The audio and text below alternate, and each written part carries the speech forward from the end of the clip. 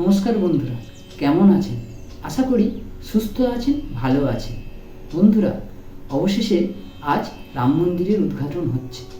রাম মন্দির ও বাবরি মসজিদের বহুদিনের সমস্যার অবশেষে সমাধান হলো। 2010 সালে এলাহাবাদ হাইকোর্টের রায়ে বিতর্কিত জমি 3 ভাগে ভাগ করার সিদ্ধান্তের বিরুদ্ধে উভয় পক্ষই সুপ্রিম কোর্টে যাওয়ার প্রায় 10 বছর পরে সুপ্রিম কোর্ট রায় দেয় যে মন্দিরও হবে, মসজিদও হবে। সুপ্রিম কোর্ট যে রায় দেয়, সেই রায়তে সুপ্রিম কোর্ট বলে যে বিতর্কিত জমিটির যে 2.77 একর জায়গাটি আছে, সেই জায়গাটি শ্রীরাম জন্মভূমি তীর্থক্ষেত্রকে মন্দির নির্মাণের জন্য দেওয়ার জন্য। এবং সুপ্রিম কোর্ট কেন্দ্র সরকারকে এও বলে যে 5 একর জমি অন্যত্র ব্যবস্থা করতে, যেখানে সুন্নি ওয়াকফ বোর্ড তাদের মসজিদ নির্মাণ। কিন্তু বন্ধুরা, আপনারা হয়তো অনেকেই জানেন না, এই বাবরি মসজিদ ধ্বংসের সময় যে হিংসাত্মক ঘটনাগুলি ঘটেছিল, তার জন্য গোটা ভারতবর্ষ জুড়ে প্রচণ্ড পরিমাণে দাঙ্গা হয়েছিল এবং সেই দাঙ্গার ফলে প্রায় 2000 মানুষের প্রাণ বলি দিতে হয়েছিল। এবং সেই দাঙ্গার বিচারের শুনানি এখনও পর্যন্ত চলছে, সেটা কিন্তু বন্ধুরা বন্ধ হয়নি। 1992-এর 6 ডিসেম্বরের ঘটনা হয়তো ভারতীয় ইতিহাসে চিরদিন লেখা থাকবে। দ্য নিউ ইয়র্ক টাইমসের প্রতিবেদন অনুযায়ী সেই ঘটনার পরের দিন অর্থাৎ 7ই ডিসেম্বর গোটা পাকিস্তান জুড়ে প্রায় 30টিরও বেশি হিন্দু টেম্পলের উপর আক্রমণ করা হয়।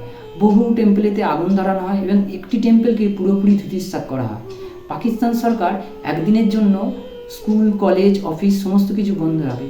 শুধু পাকিস্তানে নয় বন্ধুরা, বাংলাদেশেতেও এই ঘটনাকে কেন্দ্র করে প্রচণ্ড পরিমাণে হিন্দু টেম্পলেতে আগুন ধরানো হয়, আক্রমণ করা হয় এই ঘটনাকে নিয়ে। তবে বন্ধুরা, সুপ্রিম কোর্টের 5 বিচারপতি দ্বারা গঠিত বেঞ্চ যে অযোধ্যা রাম মন্দির মামলার যে রায়দান করেছিলেন এবং তারা যে রায়টা এমনভাবে দিয়েছিলেন যার জন্য গোটা ভারতবর্ষ জুড়ে কোনো রকম সাম্প্রদায়িক অশান্তি ঘটেনি, দাঙ্গা ঘটেনি, তাই জন্য বিচারপতিদের জানাই অভূতপূর্ব সম্মান, শ্রদ্ধা এবং ভালোবাসা। আসুন জেনে নিই সেই 5 বিচারপতির নাম। DY চন্দ্রচূড়, অশোক ভূষণ, S আব্দুল নাজির, SA দুবে এবং রঞ্জন গগৈ।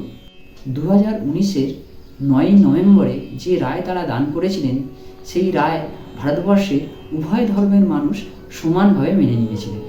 এই সমস্যার রায়দান হয়তো ভারতীয় বিচার ব্যবস্থার সবথেকে কঠিনতম সিদ্ধান্ত।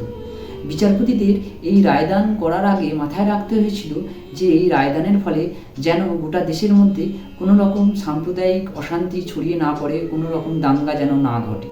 বিচারপতিরা এই রায়দানের সময় 3টি জিনিস মাথায় রেখেছিলেন।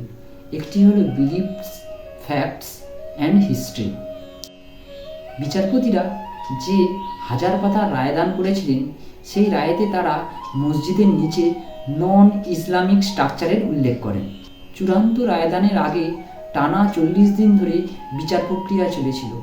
এইটি ভারতীয় বিচার ব্যবস্থার সেকেন্ড লার্জেস্ট। আপনারা ভেবে দেখুন, বিচারপতিরা যদি এমন একটি রায় দিতেন, সেই রায়ের ফলে গোটা দেশ জুড়ে সাম্প্রদায়িক দাঙ্গা হতো, সেটা কি সঠিক হতো? তাহলে আপনারাই ভেবে দেখুন এই রায়দান কতটা কঠিন ছিল। এবার আসা যাক রাম মন্দিরের ইতিহাসে। ভগবান শ্রীরাম ভারতীয় সভ্যতা ও সংস্কৃতিতে গভীরভাবে প্রভাব ফেলে।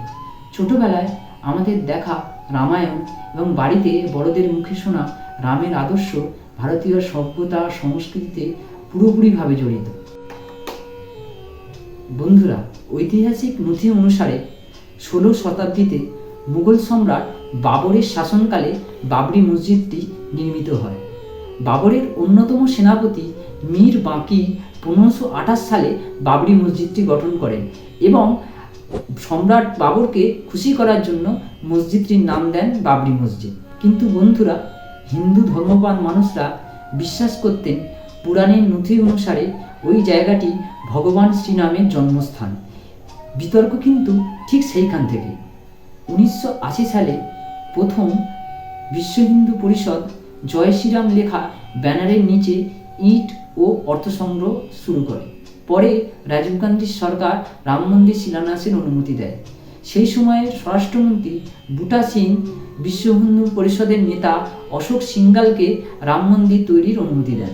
প্রাথমিকভাবে কেন্দ্র সরকার এবং সমস্ত রাজ্য সরকার বিতর্কিত স্থানের বাইরে রাম মন্দির নির্মাণের জন্য সহমত। 1989 সালে 7ই নভেম্বর বিশ্ব হিন্দু পরিষদ এবং সাধুসন্তদের একটি দল বিতর্কিত স্থানে 7 ফুট গর্ত খনন করে প্রথম রাম মন্দিরের ভিত্তিপ্রস্তর স্থাপন করেছিল। কামেশ্বর চৌপাল নামে এক ভদ্রলোক, যিনি বিহারের দলিত নেতা ছিলেন, তিনিই প্রথম রাম মন্দিরের ভিত্তিপ্রস্তর স্থাপন করেছিলেন। 1989 সালে ত্রিলোকীনাথ পাণ্ডে, যিনি বিশ্ব হিন্দু পরিষদের নেতা ছিলেন, ওনাকে প্রথম আদালত বিচারবাদী ব্যক্তি হিসেবে বিবেচনা করেন এবং ওনাকে রামলালার পরবর্তী মানববন্ধু হিসেবে বিবেচনা করা হয়। ভারতীয় পুরাতত্ত্ব সর্বেক্ষণ 1978 এবং 2003 সালে যে খনন কার্য করেছিল, তাতে তারা মসজিদের নিচে রাম মন্দিরের ধ্বংসাবশেষ পাওয়ার উল্লেখ করেছে। বন্ধুরা, আজ আমরা 1992-এর 6 ডিসেম্বরের কোনো ঘটনা নিয়ে আলোচনা করব না। চলুন বরং আজ আমরা নবনির্মিত মন্দির সম্বন্ধে আপনাদের কিছু তথ্য জানাই। মন্দিরের মূল নকশাটি 1988 সালে আহমেদাবাদের সোমপুরা পরিবার তৈরি করেছিল। সোমপুরারা সোমনাথ মন্দির সহ 100টিরও বেশি মন্দির 15 বছর ধরে নকশা করেছেন। মন্দিরের প্রধান স্থপতি চন্দ্রকান্ত সোমপুরা এবং ওনাকে এই কাজে সাহায্য করেছেন ওনার 2 সুযোগ্য সন্তান আশিস ও নিখিল। 2003 সালে চন্দ্রকান্ত সোমপুরা বাস্তুশাস্ত্র এবং শিল্পশাস্ত্র অনুযায়ী মূল মন্দিরের নকশা পরিবর্তন করে নতুন একটি নকশা তৈরি করেছেন। মন্দিরটি 235 ফুট চওড়া, 360 ফুট লম্বা এবং 161 ফুট উঁচু। রাম মন্দিরের কমপ্লেক্সটি সম্পূর্ণ তৈরি হয়ে গেলে এটি বিশ্বের 3rd লার্জেস্ট হিন্দু টেম্পলে পরিণত হবে। মন্দিরটি উত্তর ভারতীয় স্থাপত্য, গুজরা ও চৌলক্য শৈলীতে নকশা করা হয়েছে। 1919 সালে প্রয়াগে কুম্ভ মেলার সময় মন্দিরটির একটি মডেল প্রথম জনসমক্ষে আনা হয়। মন্দিরটির মধ্যে 5টি মণ্ডপ থাকবে, 3টি উডু, নৃত্য, রং এবং 2টি কীর্তন ও প্রার্থনার জন্য। মন্দিরটি 3 তলা হবে এবং এর গর্ভগৃহও থাকবে। গাজিয়াবাদের 22 বছর বয়সী বিদ্যার্থী মোহিত পাণ্ডেকে মন্দিরের পুরোহিত হিসাবে নির্বাচন করা হয়েছে এবং এই পুরোহিত নির্বাচনের জন্য প্রায় 3000-এর মতো মানুষ ইন্টারভিউ দিয়েছিলেন। বন্ধুরা, রাম মন্দির নিয়ে হয়তো অনেক বিতর্ক রয়ে যাবে, যেমন তার তহবিল তছরূপ, ল্যান্ড ডিস্ট্রিবিউশন এবং দেশের প্রধান 4 ধর্মগুরুর না অংশগ্রহণ করার ঘোষণার বিতর্ক নিয়ে। আমরা কোনো বিতর্ক নিয়ে আলোচনা করব না। আজ এই শুভ সন্ধিক্ষণে দেশের সমস্ত মানুষকে জানায় শুভেচ্ছা ও অভিনন্দন। ভগবান শ্রীরামকে কেউ ভগবান রূপে মানতেও পারেন, নাও পারেন, কিন্তু তার আদর্শ, তার জীবন দর্শন তাকে পুরুষোত্তম করেছিল। তাই তো বলি বন্ধুরা, ধর্ম যার যার, রাম সবার। জয় সীতারাম। বন্ধুরা, ভিডিওটি ভালো লাগলে লাইক করবেন, শেয়ার করবেন এবং আপনাদের সুচিন্তিত মতামত কমেন্টের মাধ্যমে আমাদের জানাবেন এবং প্লিজ অবশ্যই চ্যানেলটিকে সাবস্ক্রাইব করবেন। আজকের মতো আসি, আবার দেখা হচ্ছে অন্য কোনো দিন, অন্য কোনো সময়। নমস্কার।